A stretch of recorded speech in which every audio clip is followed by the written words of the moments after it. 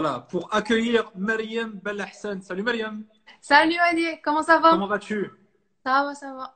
Ça va. Ça va, c'est un petit sabbat, ça sent la fin du ramadan La fin du et les Ramadan deux. et le prolongement du confinement. Le prolongement du confinement, j'allais te dire, ça m'a fait le même effet, t'inquiète pas, t'es pas la seule. Alors, cinéma donc avec Mariam Belahsen, et aujourd'hui, tu as choisi de nous parler d'un film et surtout d'un réalisateur assez atypique, en l'occurrence Les Noces funèbres de Tim Burton. Oui, c'est vraiment pas n'importe quel film, c'est vraiment un film, l'un de mes films préférés. Et c'est l'un des films qui m'ont fait aimer le cinéma. Donc vraiment, c'est pas n'importe quel film.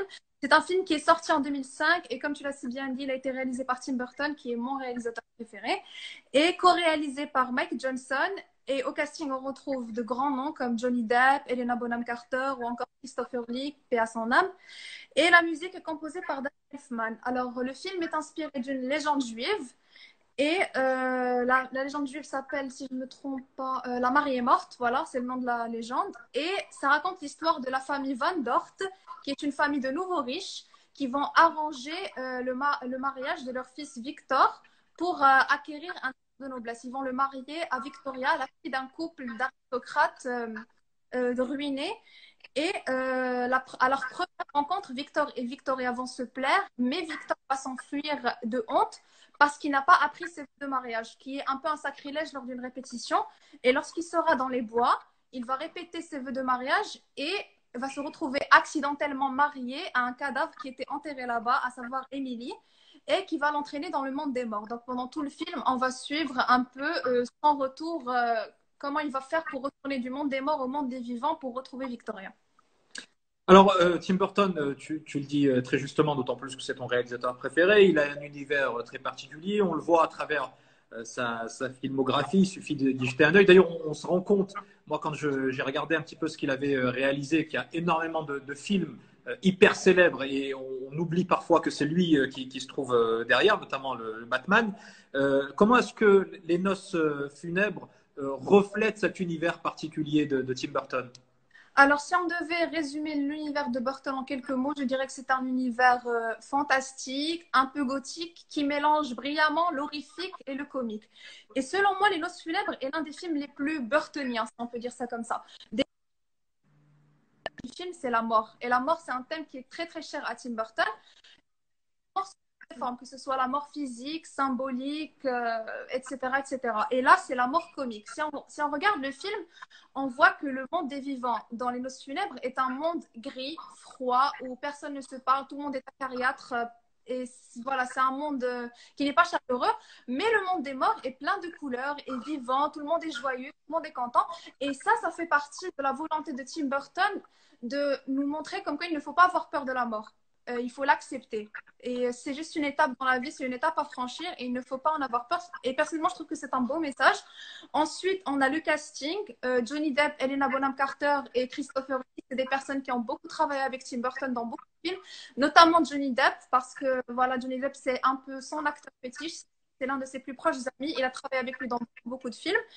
Et personnellement, je trouve qu'ils font un très très bon travail de doublage. Moi, personnellement, c'est le premier film où je vois Johnny Depp faire du doublage et je trouve qu'il s'en sort très très bien. Il arrive à, il arrive à dépeindre le caractère timide, grand enfant de Victor et voilà ce qui est très très bien. Helena Bonham Carter dans le rôle d'Emily est excellente aussi, donc sur ce point, rien à dire. La musique composée par Danny Elfman, là encore, Danny Elfman a beaucoup travaillé avec Tim Burton. Il a composé la musique de beaucoup de ses films, un peu comme ce que j'avais dit la semaine dernière sur John Williams et Steven Spielberg. Absolument. Mais les deux choses qui m'ont vraiment plu dans ce film, c'est d'abord l'animation. L'animation est en stop motion dans ce film.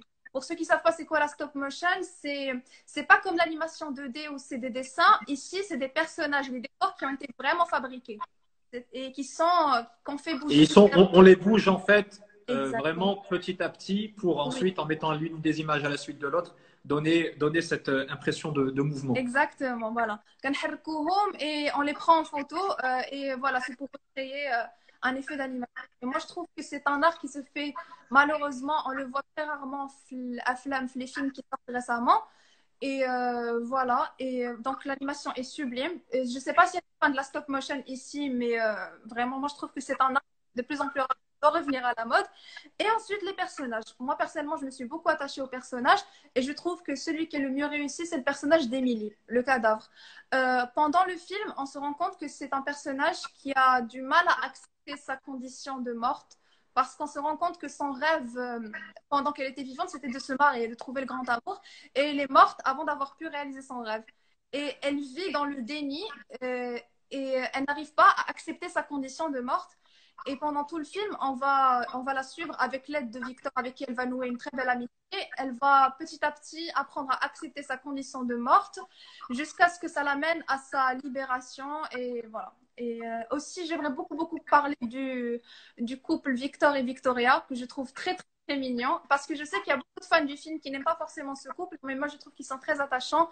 Ils sont tous les deux dans la même condition, tous les deux ont vécu avec des parents qui ne leur donnent pas beaucoup d'attention, ils ont vécu dans un monde froid et ils se comprennent parfaitement. Et même s'ils se sont rencontrés dans un contexte de mariage arrangé, ça n'a rien changé à leur attirance et vraiment je trouve ça beau. Et je suis très contente parce que récemment j'ai ouvert Netflix et j'ai vu qu'ils avaient mis le film sur Netflix, donc vraiment j'étais vraiment très contente. Donc ceux qui ont Ah ben Netflix, voilà. Merci Netflix de rendre hommage au réalisateur préféré de Mariam Belhassan. Deux choses. Je ne sais pas si ça va être une colle, mais moi, j'avais pas vu Les Noces funèbres. D'ailleurs, tu m'as donné envie de le voir, comme à chaque fois que tu nous parles d'un film. Est-ce que, par contre, j'avais vu L'étrange Noël de Monsieur Jack. ah oui, Il est aussi signé. en fait, là, c'est pas réalisé C'est par pas, c'est c'est produit pas par Burton. c'est Henry Ah, Selick. c'était En fait, produit. Voilà. parce que Burton était occupé pendant le tournage de L'étrange Noël de Monsieur Jack, il était occupé par la suite de Batman le retour. Donc, Batman le retour. Mais donc les univers sont, je trouve, assez semblables dans le côté sombre. oui, parce que c'est lui qui a dirigé le projet, mais il n'a pas pu Voilà. être présent pour assurer la réalisation. Mais sinon, la Très musique bien. par Danny Elfman, l'animation et les personnages, c'est lui qui les a créés, donc c'est un peu son film. C'est juste que la Voilà. réalisation. Et tu citais Johnny Depp, je ne savais pas que c'était Johnny Depp qui avait prêté sa voix. Johnny Excellent. Depp, effectivement, qui est son comédien fétiche. Et il faut voir, alors ça, je pense que c'est lui qui l'a réalisé, Édouard aux mains d'argent. Oh oui, je crois, mon film préféré de tous les temps. C'est-à-dire Voilà. Et numéro un Johnny dans Depp, Edouard Romain et d'Argent. c'est juste poétique, magnifique, avec ce personnage qui a des lames au bout des doigts. Et c'est vraiment un film aussi à voir. Merci infiniment, Mariam Belhassan, de Merci, partager Walid. avec nous cette passion du cinéma et Ça me de fait toujours nous plaisir. permettre d'en apprendre toujours plus chaque semaine. Rendez-vous est pris. Alors, je ne sais pas exactement comment on va goupiller tout ça, mais ce que je peux dire, parce qu'on arrive à la fin du Ramadan, le déconfinement approche, mon souffle est en train d'arriver à son terme, mais malgré tout ça, on va se retrouver mercredi prochain pour parler de cinéma, parce que franchement, c'est trop bien. Merci, je l'espère, avec plaisir. Au revoir. Porte-toi bien, salut, bye bye. Au revoir. Salut à tous.